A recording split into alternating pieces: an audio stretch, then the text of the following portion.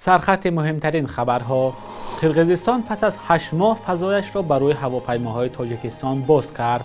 پوتین وعده داده است که زلنسکی را نمی‌کشد و سفارت بریتانیا از کارجویان خواست به وعده‌های قلبکی باور نکنند.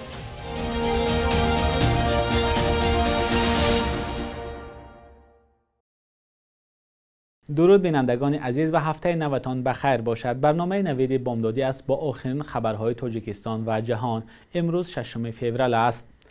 پس از 8 ماه خونریزی در مرز تاجیکستان و قرقیزستان، حکومت همسایه کشور حریم هواییش را برای هواپیماهای تاجیکستان باز کرده است. بخش قرقیزی رادیوی آزادی با تکیه به آژانسی هواپیماهای قرقیزستان نوشته است که از روز 3 فوریه امسال به هواپیماهای شرکت سامان ایر اجازه دادند که از طریق قلمرو هوایی آن کشور به شهر اورمچی چین پرواز کنند. آژانسی مذکور گفته است شرکت سامان ایر به آنها مراجعت کرده است که اجازه بدهد تا هواپیماهای خطسر دوشنبه اورمچی دوشنبه از روز 8 فوریه تا روز 21 مارس امسال از طریق قلمرو قرقیزستان پرواز کنند.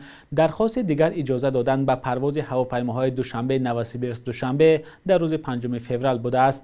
معلوم نیست که آژانسی هواپیماهای قرقیزستان به سامان ایر فقط برای مهلت درخواست شده اجازه پرواز داده است و یا دائمی.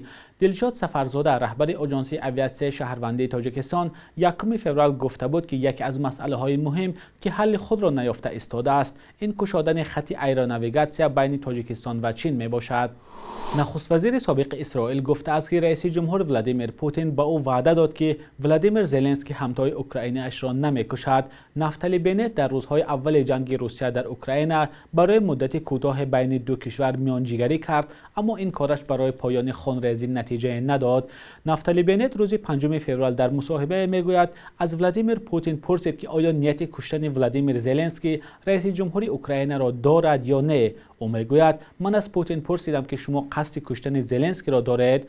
پوتین گفت من زلنسکی را نمیکشم. نفتالی بنت میگوید که بعد ملاقات با زلنسکی زنگ زده درباره وعده پوتین اطلاع داده است. با گفته نخست وزیر اسرائیل زلنسکی از او پرسیده است که آیا با وعده پوتین باور دارد. به قول نخست وزیر سابق اسرائیل در جریان میانجیگری پوتین گفته است که از تصمیم خلع سلاح اوکراین دست میکشد و زلنسکی وعده داده است که اوکراین به عضویت ناتو نمیپیوندد. نیروهای روسیه ماه فوریه سال گذشته بدون دلیل به خاک اوکراین تجاوز کردند و این جنگ نزدیک 1 سال است که دوام دارد. تلاش‌های چند کشور برای میانجیگری به خاطر پایان دادن به این جنگ تا حال نتیجه نداده است. سفارت بریتانیا در تاجیکستان از افزایش حالتهای قلابی برای دعوت به کار در این کشور خبر داده است. به سفارت معلوم شده است که برای جلب کارگران موسمی کشاورزی برای کار در بریتانیا پیشنهادهای قلبکی زیاد شده است. سفارت کارجویان را آگاه کرده است که به چنین دعوت‌های قلابان باور نکنند. در اعلان تاکید شده است که سفارت بریتانیا در دوشنبه چنین روادید نمی‌دهد و خواهشمندان باید تنها به مرکزهای مشورتی و آماده‌سازی پیش از سفر خدمات مهاجرت و برای پرداخت پول رسمی ویزا به شرکت TLS مراجعت کنند.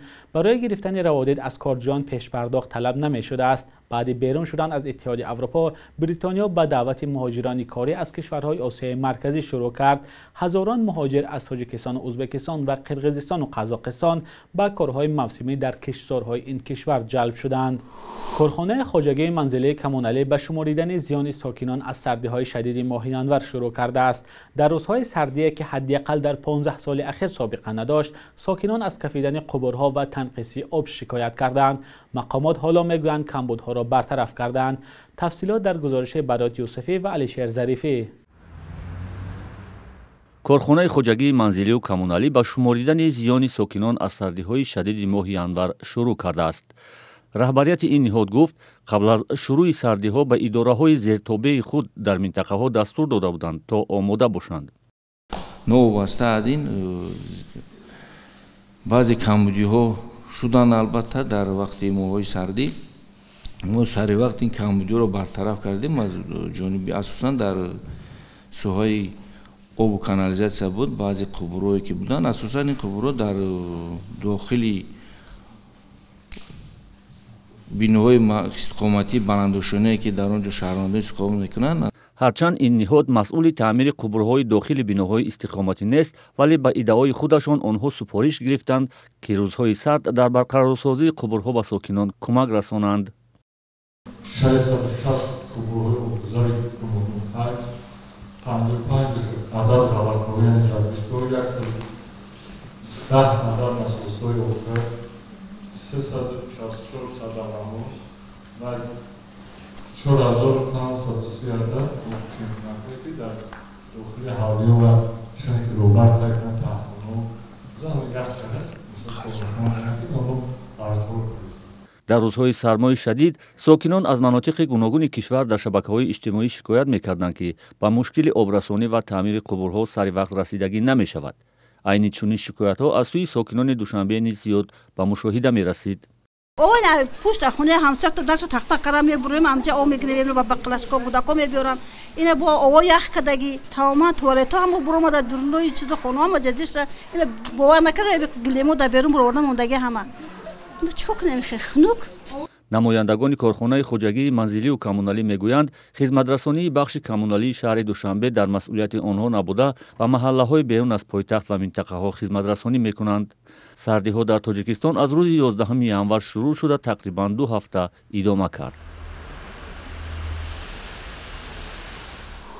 مسئولین آژانسی تاجیک استاندارد گفتند در سردی‌های امسال 10 لیتر آنتیفریز پاسیفاد آشکار کرده است. تیمورجان عبدالوهاب زاده رئیس این آژانسی آخر هفته گذشته ضمن نشست خبری گفت 310 لیتر آنتیفریزی که آشکار شد همچون محصولات دارای تمغه بلند فروخته میشد ولی در اصل پاسیفاد بودند.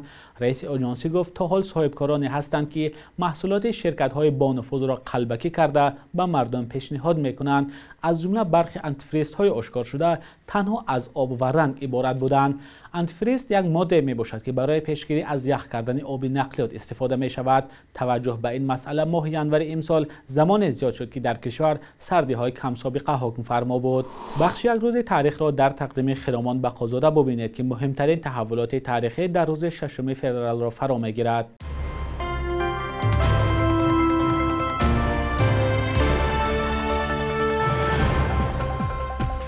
6 فеврали соли 1925 аввалин гурӯҳи милиса ба раҳбарии Абдулло Ёрмуҳаммадов аз шаҳри Бухоро вориди Душанбе шуд. Ёрмуҳаммадов комиссари халқии корҳои дохилии ҷумҳурии мухтори шӯравии социалистии Тоҷикистон гардид ва дар баробари мубориза бо ҷинояткорӣ дар таъқиби мухолифони ҳукумати шӯравӣ мисли босмаҷиҳо ҳам саҳмгузор шуд. баъди соли 2011 дар Тоҷикистон иди милиса рӯзи 10 ноябр таҷрил мешавад. аз соли 2019 андози сохтмон дар Тоҷикистон аз 5 то 18% зиёд карда шуд ва бар асоси қонунҳои молиёт ин соҳа аз имтиёзи пешинааш маҳрум гардид. қарор дар ҳоле қабул шуд ки дар Тоҷикистон афзоиши якбораи сохтмони манзил ва биноҳои маъмурӣ дар сатҳи ширкатҳои хусусӣ баромонда шуд ва ин афзоиш ба нархи манзил дар кишвари серҷамъият таъсири мустақим гузошт. 6 феврали соли 1948 донишманди тоҷик Бохшои Лашкарбек таваллуд шудааст ки дар наздики 66 соли умраш ҳам ба ҳайси донишманди шарқшинос дар пажӯҳишгоҳи шарқшиносии Фарҳангистони улуми Русия ва ҳам як ҳомии ҳуқуқи муҳоҷирон дар ин кишвар маъруф шуд. фаъолон ва мақомоти тоҷик мегӯянд ӯ дар баҳсҳову баррасиҳои масоили муҳоҷират дар Русия ҳамеша фаъолона ширкат ва аз мардум ва фарҳанги тоҷикистониён дифоъ мекард. ӯро 6 феврали соли 2014 дар зодгоҳаш ишкушин ба хок سپردند.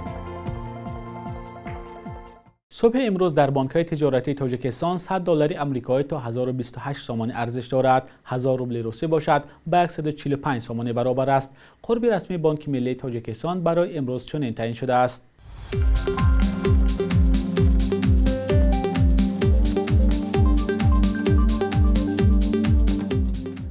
بینندگان عزیز، به پایان برنامه نوید بامدادی رسیدیم. تشکر که با رادیوی آزادی هستید.